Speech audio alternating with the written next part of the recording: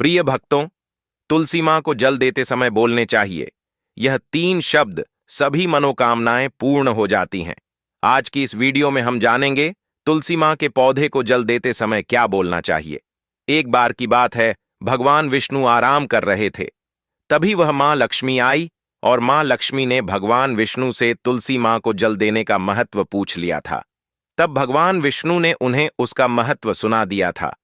आगे देवी माँ लक्ष्मी कहती हैं, हे स्वामी, आपने मुझे तुलसी माँ को जल देने का महत्व तो बता दिया है, किंतु अब मेरे मन में यह जानने की जिज्ञासा हो रही है कि तुलसी माँ को जल कैसे देना चाहिए। तुलसी माँ को जल देने की सर्वोत्तम विधि कौन सी है तथा तुलसी माँ को जल देने का मंत्र कौन सा है? कृपया आप मुझे इन सभी आर्षि का उत्तर दें। तब भगवान विष्णु देवी माँ लक्ष्मी से कहते हैं, हे प्रिय, जिस प्रकार से मैंने तुम्हें तुलसी माँ का महत्व सुनाया है, उसी प्रकार से तुलसी माँ को जल देते समय बोले जाने वाले मंत्र का भी बड़ा महत्व है। यह मंत्र केवल 3 शब्दों का है, किंतु इसका प्रभाव बहुत कल्याणकारी है। जो भी इंसान प्रतिदिन तुलसी माँ को जल देते समय अपने मुख से केवल यह 3 शब्द बोल देता है, तो साक्षात माँ लक्ष्मी उसके घर में प्रवेश करती है। उसकी दरिद्रता समाप्त हो जाती है, उसे धन धान्य की प्राप्ति होती है। वह मंत्र बताने से पूर्व मैं आपको तुलसी माँ के इस मंत्र का महत्व सुनाता हूं। इस महत्व को सुन लेने मात्र से ही इंसान के समस्त पाप नष्ट हो जाते हैं। उसे 1000 वर्षों तक तुलसी माँ को जल देने का पुण्य प्राप्त हो जाता है।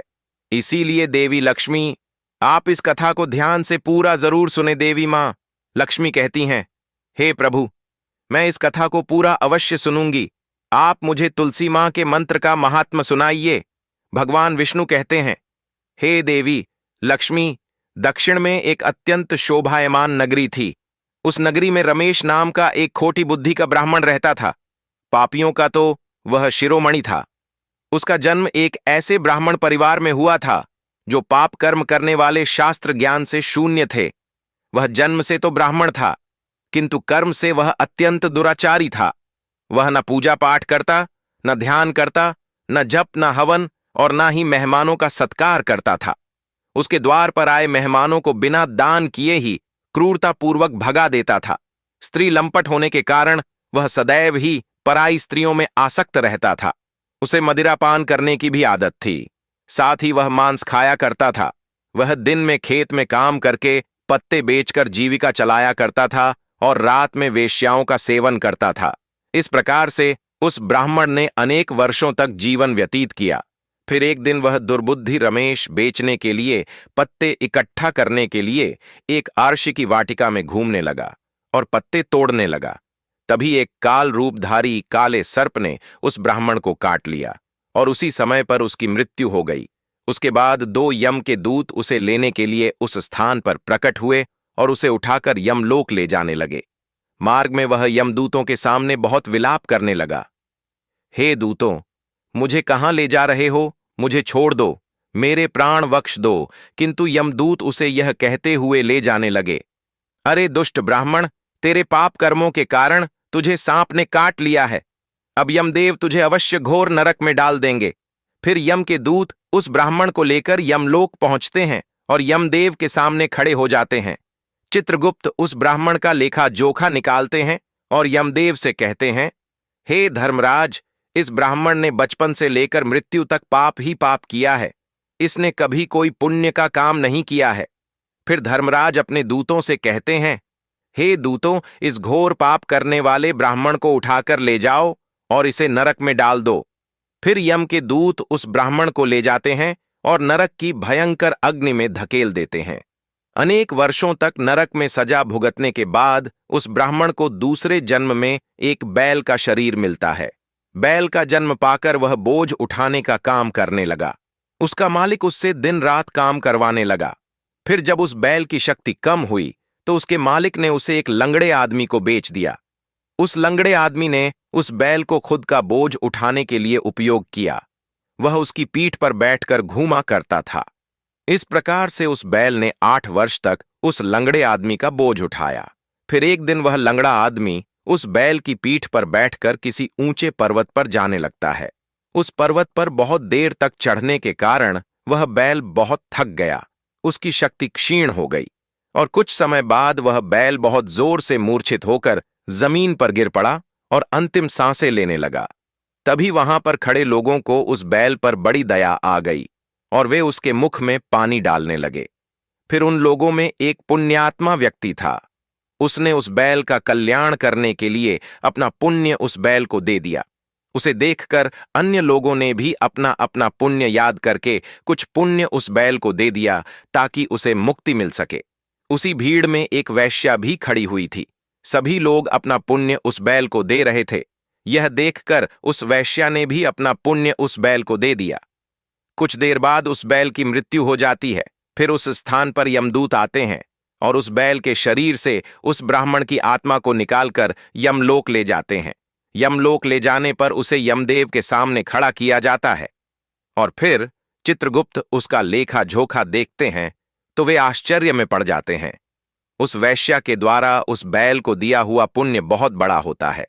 उस पुण्य के प्रभाव से सभी जन्मों के पाप नष्ट हो जाते हैं।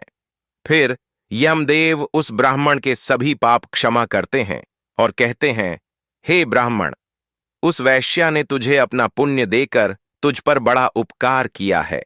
केवल उसी के पुण्य के कारण तुम्हारे सब जन्मों के पाप नष्ट हो गए हैं और यमदेव उसे फिर से इंसान जन्म प्रदान करते हैं।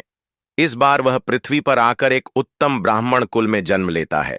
उस महापुण्य के प्रभाव से उसे इस नए जन्म में अपने पूर्व जन्म की बातें याद आने लगती हैं। जब वह ब्राह्मण बड़ा हो जाता है तो उसे याद आता है कि पिछले जन्म में जब वह बैल था तब एक वैश्या ने उसे उसका पुण्य दे दिया था। इसीलिए उसके मन में उस वैश्या के बारे में जानने की इच्छा होती है और उस महापुण्य के बारे में जानने के लिए उस वैश्या का पता लगाकर उसे ढूंढते हुए उसके नगर में चला जाता है। वह वैश्या अब बूढ़ी हो चुकी थी। फिर जब उसे वह वैश्या मिल जाती है तो वह उसके सामने जाकर उसे बार बार प्रणाम करता है और उस वैश्या का धन्यवाद करने लगता है। वह वैश्या कहने लगती है, हे ब्राह्मण श्रेष्ठ, आप कौन हैं और किस कारणवश आप मुझ वैश्या को धन्यवाद दे रहे हैं?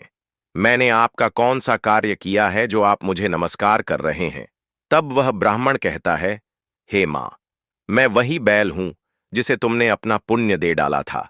अपने पाप कर्मों के कारण मुझे पिछले जन्म में बैल होना पड़ा था। उस पर्वत पर जब मैं मर रहा था तो तुमने मुझे अपना पुण्य दिया था। तुम्हारे पुण्य के प्रभाव से ही आज मुझे फिर से इंसान जन्म मिला है। तुम्हारे द्वारा दिए गए उसी पुण्य के कारण मुझे अपने पूर्व जन्म की सारी बातें याद हैं। किंतु हे मां, मैं आज यहां पर यह जानने के लिए आया हूं कि तुमने मुझे उस समय पर अपना कौन सा पुण्य दिया था जिस कारण से मेरे सभी जन्मों के पाप नष्ट हो चुके हैं। मैं उस पुण्य के बारे में जानना चाहता हूं। तब वैश्या ने कहा, हे ब्राह्मण श्रेष्ठ, मैंने तो अपने जीवन में कोई पुण्य के काम नहीं किए हैं, किंतु मेरे घर में एक तोता है जो पिंजरे में रहकर हमेशा कुछ बोलता रहता है, जिसे सुनकर मेरा अंतकरण पवित्र हो गया है।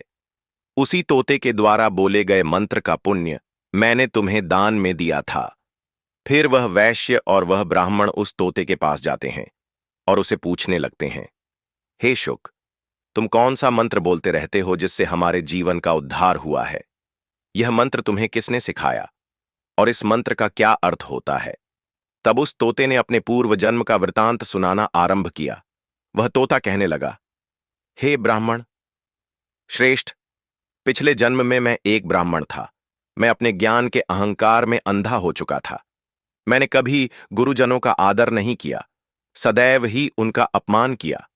मुझे अपने ज्ञान पर इतना अधिक घमंड हो गया था कि जिस कारण से मेरा क्रोध बहुत अधिक बढ़ गया और मैं सभी से द्वेष करने लगा, अन्य मनुष्यों को तुच्छ समझने लगा, विद्वानों का भरी सभा में अपमान करने लगा।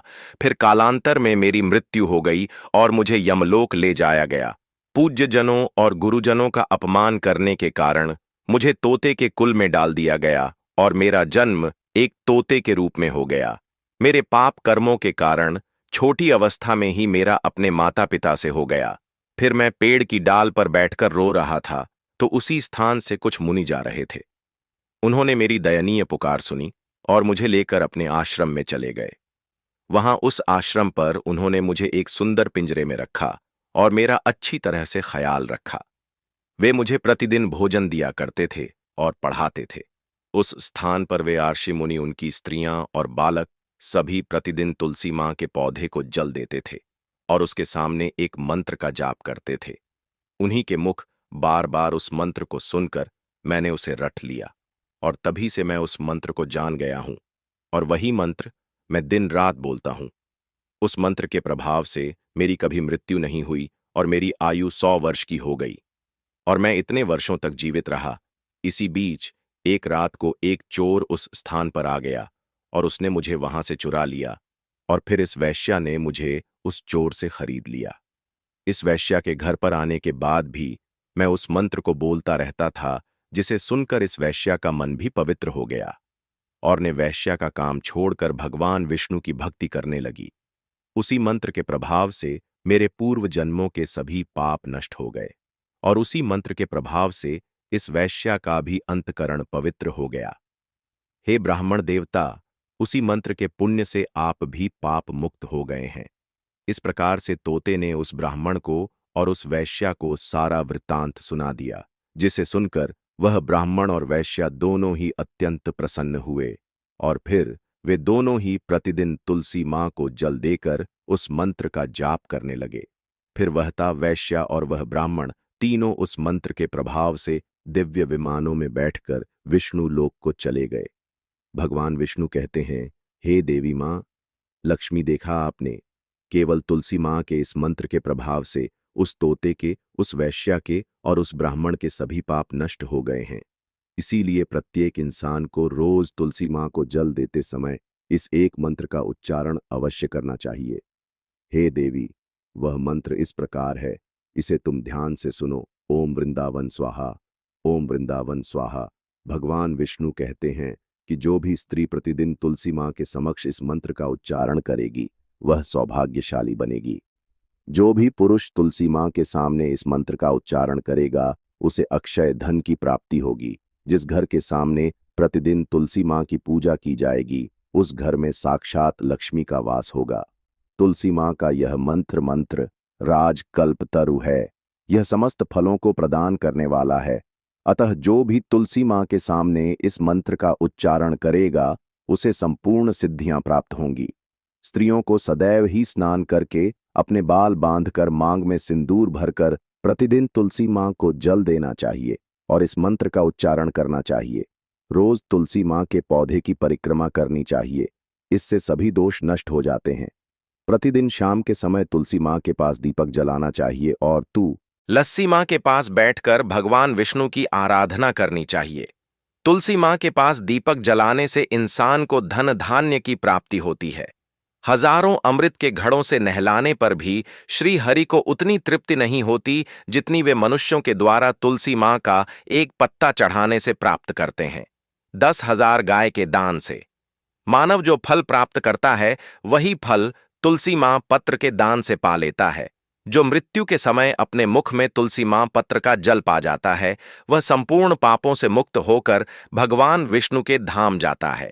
भगवान विष्णु कहते हैं, पूर्णिमा, अमावस्या, द्वादशी और सूर्य संक्रांति के दिन मध्याह्न काल, रात्रि और अशोच के समय तेल लगाकर बिना स्नान किए अथवा बिना हाथ पैर धोए रात्रि के वस्त्र पहनकर तुलसी मां के पत्र तोड़ता है वह महापाप होता है। श्राद्ध, व्रत, दान, प्रतिष्ठा तथा देव पूजा के लिए तोड़े हुए तुलसी मां पत्र बासी होने पर भी 3 रात्रि तक पवित्र ही रहते हैं।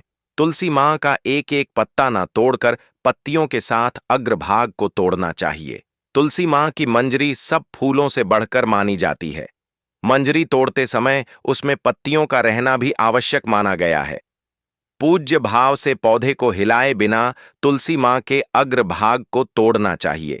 इससे पूजा का फल लागुनाह बढ़ जाता है। तुलसी मां के पत्तों को कभी नाखून से नहीं तोड़ना चाहिए, इससे पाप लगता है। रात्रि में तुलसी मां के पौधे को स्पर्श न करें अथवा उसके पत्ते न तोड़ें, ऐसा करना अशुभ माना गया है।